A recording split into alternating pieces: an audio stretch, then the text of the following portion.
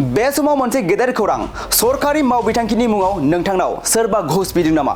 सरकारि मावबिथांखिनि मुङाव घुस बिग्राफोरनि बेरेखायै गोख्रों राहा लादों गिबि मन्थ्रिया। नंगौ, नोंथाङा थारखौनो खोनादों। सरकारि मावबिथांखिनि मुङाव घुस लाग्राफोरा सांग्रां जा। सरकारि मावबिथांखिनि मुङाव घुस बिनायनिफ्राय जानगाराव था। बेबाराव सरकारि मावबिथांखिनि मुङाव घुस लाग्रा एबा बिग्राफ्रा थानांगोन जोबथेसालियाव। नोंथांनाव सोरबा सरकारि न' अरुणोदय लाखपति बायद'नि मुङाव घुस बिदों नामा? जुदि नोंथांनाव सोरबा सरकारि न' अरुणोदय लाखपति बायद'नि मुङाव घुस बिदों अब्ला नोंथाङा जिंगासिनांगौ गैलिया। सोरबाफोर नोंथांनाव सरकारि मावबिथांखिनि मुङाव घुस बिदोंब्ला नोंथाङा लोगो लोगो अजद हरनो हागोन।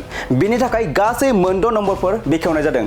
बेफोर जाबाय 6026903418, 6026903483, 6026903481 नङाब्ला नोंथाङा 6026901243 नम्बराव WhatsAppनि गेजेरजोंबो अजद हरनो हागोन आरो 180034533767 टल फ्रि नम्बरावबो अजद हरनो हागोन।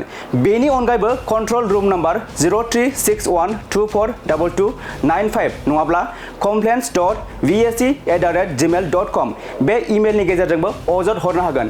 एन्टि करापसन ब्रान्चआ बेफोर नम्बरखौ फोसावदों। नोंथांनि मोनसे अजदजोंनो सरकारि मावबिथांखिनि मुङाव घुस बिग्रा एबा लाग्राफोरा जोबथेसालियाव थांनांनो हागौ।